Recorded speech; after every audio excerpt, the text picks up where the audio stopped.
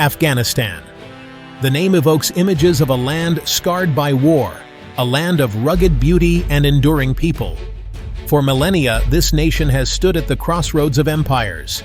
It has seen the rise and fall of civilizations, from the ancient Persians to Alexander the Great, the Mongols to the British. Afghanistan has been coveted and conquered. Yet through it all, the Afghan people have shown remarkable resilience. This landlocked nation in Central Asia bears the weight of a tumultuous past. The echoes of ancient battles still linger.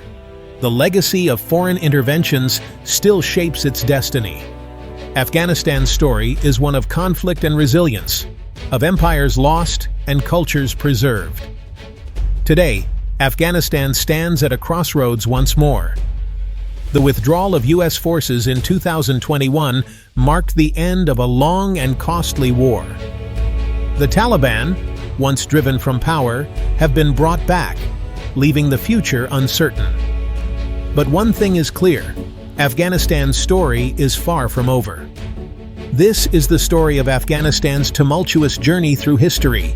It is a story of loss and resilience, of conflict and hope. It is a story that continues to unfold today.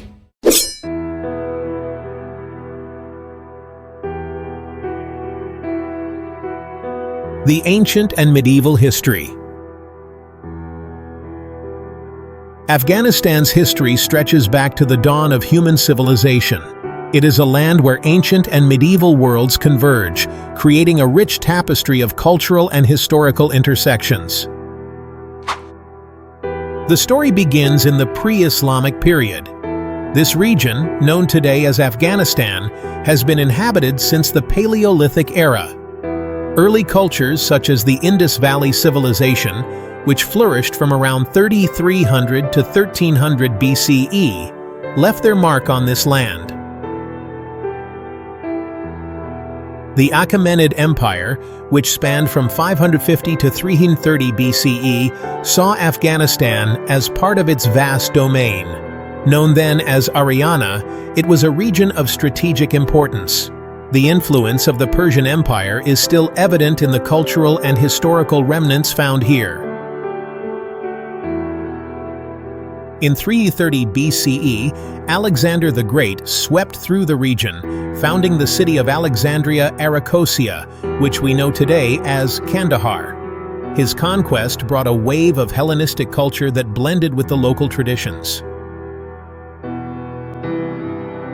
Following Alexander's death, the Maurya Empire under Chandragupta Maurya took control of parts of Afghanistan from 322 to 185 BCE. The Mauryan influence introduced new administrative and cultural practices that would shape the region for centuries. The Greco-Bactrian kingdom emerged around 256 BCE after the fall of the Maurya Empire. This period saw a unique fusion of Greek and local cultures, leaving behind a legacy of art and architecture.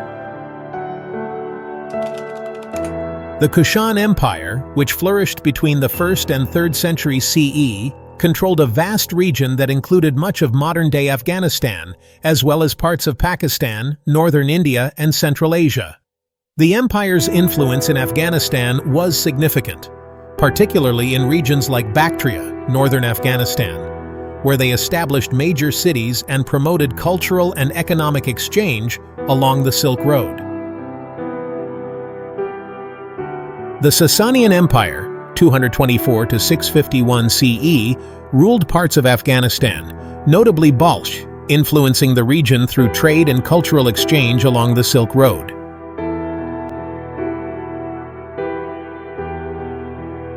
With the advent of the Islamic period, the region saw significant transformations. Arab Muslims began their conquest in the mid-7th century, spreading the new faith and altering the cultural landscape.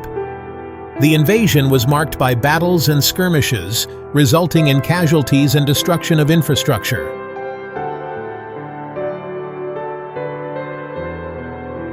The Ghaznavid Empire, established by Mahmud of Ghazni in 977, turned the city of Ghazni into a cultural and intellectual beacon. The Ghaznavids expanded their territory and influence far beyond Afghanistan's borders. The empire extended across present-day Afghanistan, Iran, and northern India. The Ghaznavid Empire, a golden age from 977 to 1186. Mahmud Ghaznavi transformed his capital, Ghazni, into a vibrant cultural and intellectual hub. Renowned poets like Ferdowsi thrived under his patronage, while scholars made significant contributions to science, philosophy, mathematics, and astronomy. Magnificent mosques and libraries were built, reflecting the era's artistic brilliance. The empire's strategic location facilitated prosperous trade between East and West, ensuring economic growth and stability. This period left a lasting legacy of cultural and intellectual advancement in the region's history.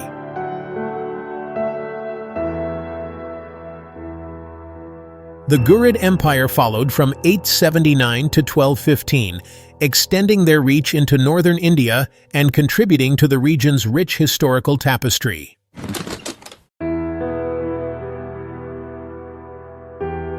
The Mongol invasion led by Genghis Khan in 1219 brought widespread destruction, yet it also paved the way for new cultural exchanges and influences. The Mongol Empire was the largest contiguous land empire in history, stretching from Eastern Europe across Asia to the Sea of Japan, including parts of China, Russia, the Middle East, and Central Asia.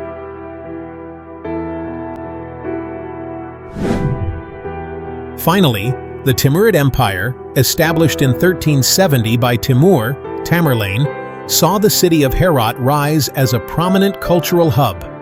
During its reign from the late 14th to the early 16th century, the Timurid Empire in Afghanistan was marked by a complex blend of cultural flourishing in arts and sciences amid periods of profound instability and violence under Timur's leadership. These ancient and medieval periods laid the foundation for Afghanistan's complex and multifaceted identity.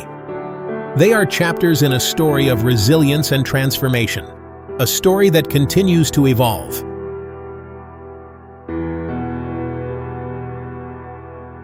Join us in the next chapter as we explore the modern history of Afghanistan, a tale of further conflict, resilience, and hope.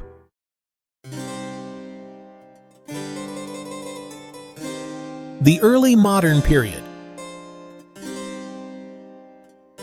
This era marks a significant shift in Afghanistan's history, with the rise and fall of empires shaping the region's cultural and political landscape.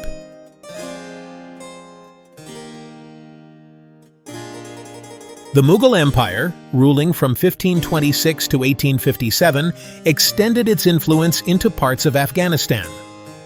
This period brought stability and prosperity, with the Mughals fostering cultural and artistic growth. The Mughal legacy in Afghanistan is evident in the architectural marvels and cultural imprints that remain.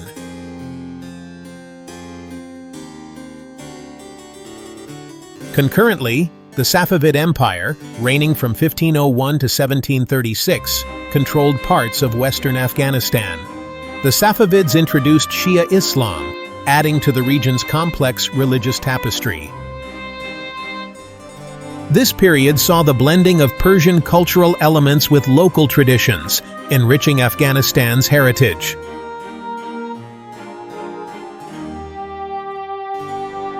The early 18th century witnessed the rise of the Hotak dynasty.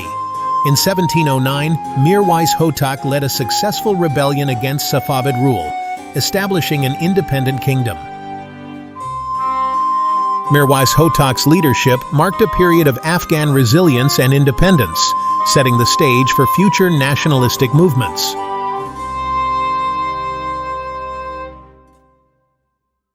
The Hotaki dynasty was overthrown by Nader Shah of Persia in 1738.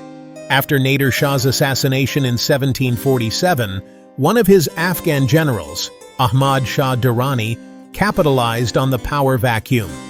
Ahmad Shah Durrani founded the Durrani Empire in 1747, often regarded as the inception of modern Afghanistan. These early modern periods were times of transformation and consolidation, laying the groundwork for modern Afghanistan. They highlight the region's resilience and ability to adapt amidst changing political landscapes.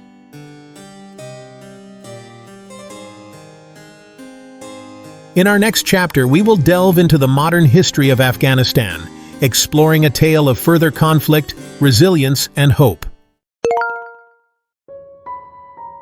The 19th and early 20th centuries were marked by intense geopolitical struggles and internal strife in Afghanistan. The Barakzai dynasty, founded by Dost Muhammad Khan in 1826 after the collapse of the Durrani Empire, ruled Afghanistan for nearly 150 years until 1973. Various emirs and kings from within the family lineage governed during this period, shaping Afghan history and navigating both internal challenges and external pressures. This period is often referred to as the era of the Great Game, a term that describes the strategic rivalry and conflict between the British Empire and the Russian Empire for supremacy in Central Asia. The First Anglo-Afghan War, from 1839 to 1842, was a catastrophic attempt by the British to establish influence in Afghanistan. It was led by General William Elphinstone on the British side and Dost Muhammad Khan on the Afghan side. The retreat from Kabul remains one of the most disastrous episodes in British military history. Approximately 4,500 British and Indian soldiers, along with around 12,000 to 16,000 civilians and camp followers, perished during the harrowing retreat to Jalalabad. Thousands of Afghan soldiers and civilians also lost their lives in the conflict. The Second Anglo-Afghan War, from 1878 to 1880, saw the British once again attempting to control Afghanistan. General Frederick Roberts, Lord Roberts, led the British forces, while Sher Ali Khan and later his son, Muhammad Yaqub Khan, led the Afghans. This conflict resulted in the deaths of approximately 2,500 to 3,000 British and Indian soldiers, with tens of thousands of Afghan soldiers and civilians also killed. Sher Ali Khan and his son Yaqub Khan were defeated during the war. Abdur Rahman Khan, with significant military and financial support from the British, returned from exile and was recognized as the new Amir of Afghanistan. Amir Abdur Rahman Khan ruled from 1880 to 1901. He was known for his brutal and extremely violent methods of consolidating power. His reign was marked by efforts to consolidate power and modernize the army, often through brutal means. He suppressed tribal rebellions, implemented relocation policies, and engaged in ethnic and religious persecution, strengthening the central government through punitive expeditions. The contentious border known as the Durand Line was one of his controversial agreements, signed by him and British diplomat Sir Mortimer Durand on November 12, 1893. This period is remembered as one of the darkest chapters in Afghanistan's history, leaving a legacy of trauma and marginalization that persists to this day. The internal violence and harsh measures taken by Abdur Rahman have had long-lasting effects on the social and political fabric of the nation. Habibullah Khan ascended to the throne following the death of his father, Abdur Rahman Khan, in 1901, and led Afghanistan until 1919. Let's not forget a very important figure, Faiz Muhammad Kateb Hazara. He worked as a court historian during the reigns of Abdur Rahman Khan and his successor, Amir Habibullah Khan. Faiz Muhammad Kateb is regarded as one of the foremost historians of Afghanistan. His meticulous record-keeping and narrative style have left a lasting legacy in Afghan historiography. His works continue to be a critical resource for scholars studying Afghan history and the region's socio-political dynamics during the late 19th and early 20th centuries. The Third Anglo-Afghan War in 1919 was a pivotal moment, leading to Afghanistan gaining full independence from British influence. General George Milne and later General Charles Monro led the British, with Amanullah Khan leading the Afghans. Around 1,000 British and Indian soldiers were killed, along with several thousand Afghans. In our next chapter, we will explore the mid-20th century, a time of further transformation, conflict, and the quest for stability in Afghanistan. Join us as we continue to unravel the complex history of this resilient nation.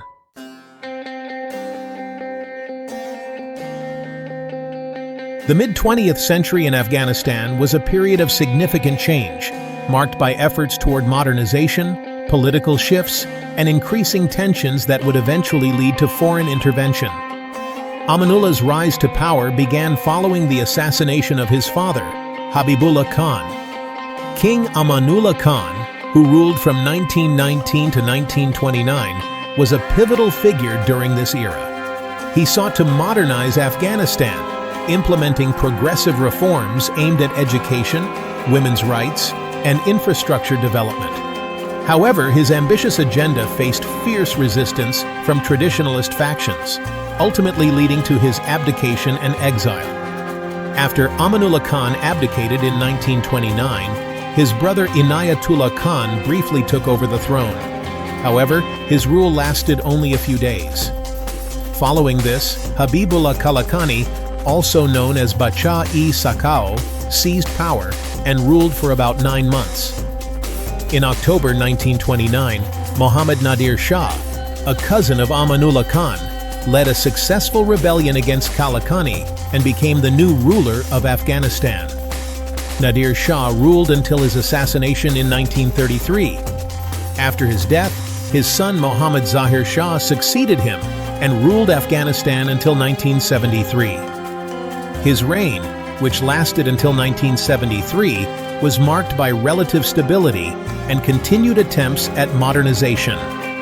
Zahir Shah's era saw the establishment of new educational institutions, infrastructure projects, and cautious economic reforms. Yet his efforts to balance modernization with traditional values faced ongoing challenges.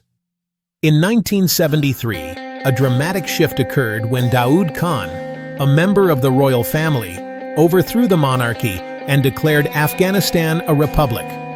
Daoud Khan's regime aimed to modernize the nation further and reduce dependence on foreign aid. However, his policies and authoritarian rule led to discontent and political turmoil. The situation took a drastic turn in 1978 with the Saur Revolution. The People's Democratic Party of Afghanistan, PDPA, a communist faction, seized power through a bloody coup led by Nur Muhammad Taraki, a founding member of the PDPA along with Babrak Karmal. Babrak Karmal was sent into diplomatic exile.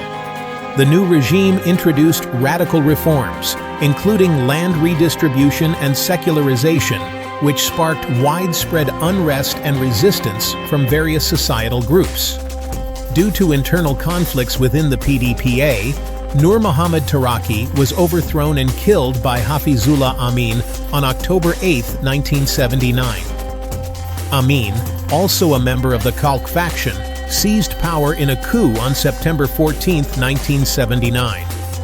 Amid growing instability and concerns over Hafizullah Amin's leadership, his rule quickly led to a deteriorating security situation and increased opposition, both internally and externally. His refusal to cooperate with Soviet demands and his perceived instability were key factors that alarmed the Soviet Union about the situation in Afghanistan. Consequently, on December 27, 1979, the Soviet Union launched a full-scale invasion with the primary objective of replacing Amin's government and stabilizing the country under a pro-Soviet regime. The invasion marked the beginning of a brutal decade-long conflict that would have profound and lasting effects on the nation and its people. Join us in the next chapter as we delve into the harrowing period of Soviet occupation and the subsequent rise of resistance movements that would shape Afghanistan's future. The struggle for sovereignty and the quest for peace continue to define this resilient nation's journey.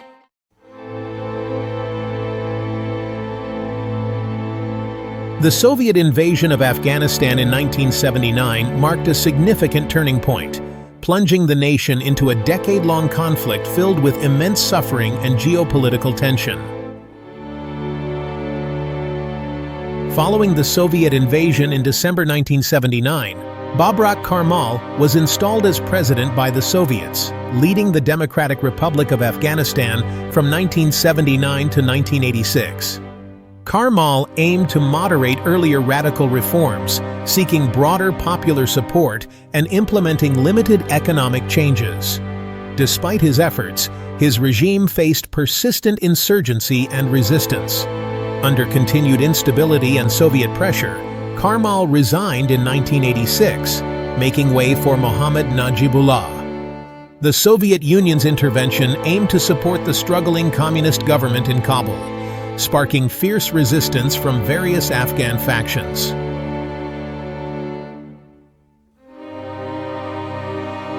Throughout the conflict, around 15,000 Soviet soldiers lost their lives, and 35,000 to 50,000 were wounded. Many returning soldiers suffered from PTSD and other psychological issues, bearing the scars of a brutal war.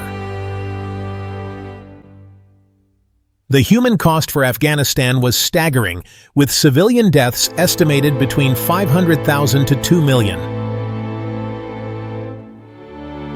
Millions more were displaced, seeking refuge in neighboring countries and beyond.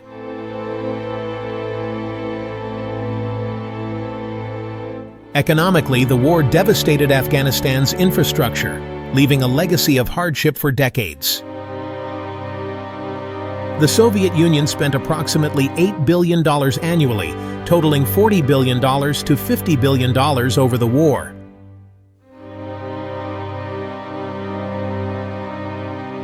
The Mujahideen, a coalition of Afghan resistance groups, emerged as formidable opponents to the Soviet forces.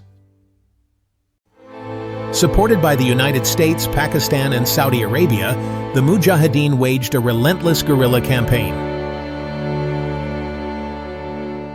However, the resistance faced challenges, as infighting among Mujahideen factions often undermined their efforts.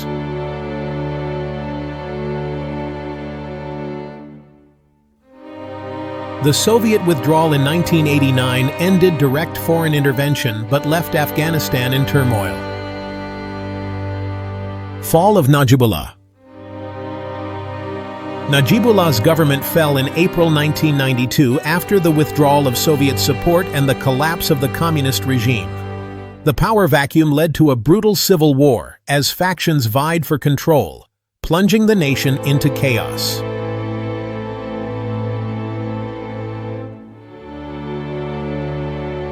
Join us next as we explore the aftermath of the Soviet withdrawal, the rise of the Taliban, and Afghanistan's quest for peace. The resilience of the Afghan people continues to shine through, even in the face of insurmountable challenges. Their story is one of enduring strength and unwavering hope.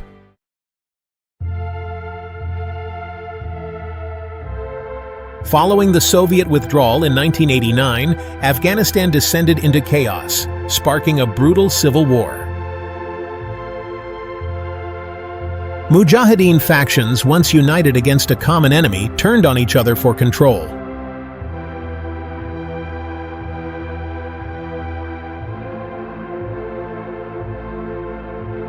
The human toll was staggering.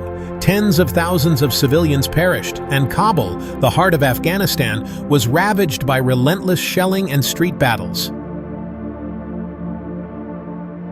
The ongoing destruction and lack of central governance further crippled the economy, deepening poverty and despair.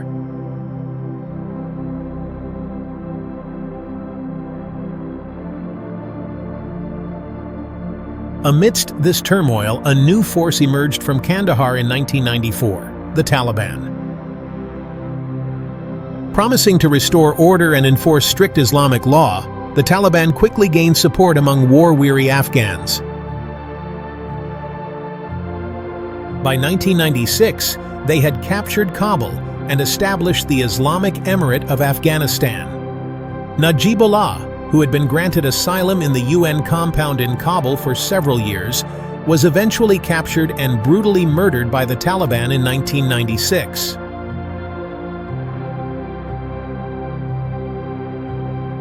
However, their rule was marked by severe human rights abuses.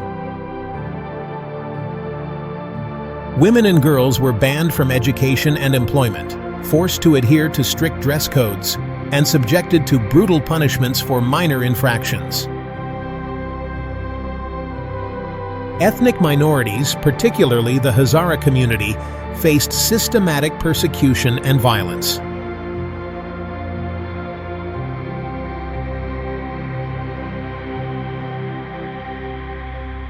The Taliban's harsh regime isolated Afghanistan internationally, leading to economic sanctions and further suffering for its people.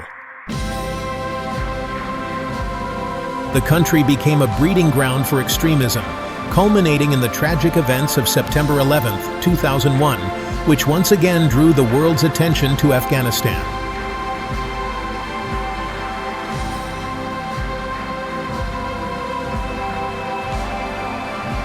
Join us in the next chapter as we explore the US-led invasion, the fall of the Taliban, and the complex journey towards rebuilding a nation scarred by decades of conflict. Through it all, the resilience and hope of the Afghan people continue to shine, offering a testament to the enduring human spirit. Their story is far from over.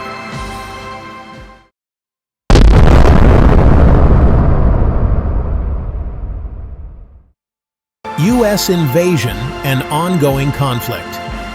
In response to the September 11th attacks, the United States and a coalition of over 40 nations launched Operation Enduring Freedom in 2001 with the aim of dismantling the Taliban regime and eliminating al-Qaeda's presence in Afghanistan. NATO forces subsequently joined the endeavor, contributing to security and reconstruction efforts. Despite these combined efforts, the country remained mired in instability and violence, characterized by persistent insurgent attacks, bombings, and ongoing military operations. The initial invasion rapidly toppled the Taliban government and dispersed its forces. Efforts to establish a stable Afghan government were severely hampered by a multitude of challenges. Persistent Taliban insurgency using guerrilla tactics, endemic corruption, internal political divisions, and the Taliban's resurgence significantly undermined progress. Despite the United States spending over $2.26 trillion, Afghanistan's economy remains heavily dependent on foreign aid. Poverty, unemployment, and underdevelopment continue to plague the nation. By 2021, the Taliban controlled significant portions of the country, posing a constant threat to peace and security. Various peace talks took place over the years, but they achieved limited success. The path to lasting peace remains fraught with obstacles, as both internal and external actors navigate the complex dynamics of the region. Despite the ongoing conflict, the resilience and determination of the Afghan people continue to shine through. Their hope for a brighter future remains unbroken, a testament to the enduring human spirit. As we look to the future, the story of Afghanistan is still being written, shaped by the courage and aspirations of its people. Join us in the next chapter as we explore the recent developments and the quest for stability in a land marked by resilience and conflict. The journey is far from over, and the hope for peace endures.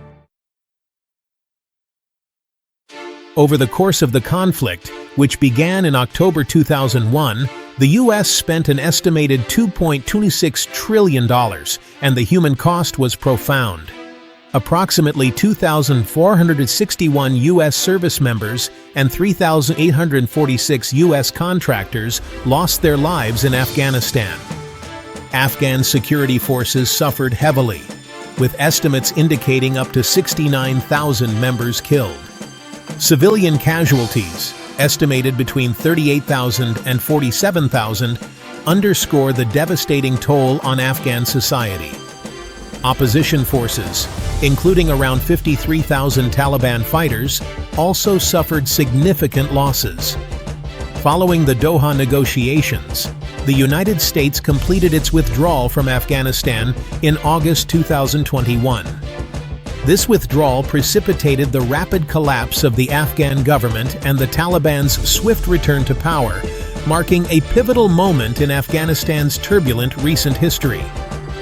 Today, Afghanistan faces severe economic challenges, including a banking crisis, food shortages, and widespread unemployment. Despite these daunting obstacles, the Afghan people continue to exhibit remarkable resilience. Their hope for a brighter future remains strong, a testament to the enduring human spirit. As the world watches, the future of Afghanistan remains uncertain. The quest for stability in this land, marked by resilience and conflict, is ongoing. The journey is far from over, and the hope for peace endures.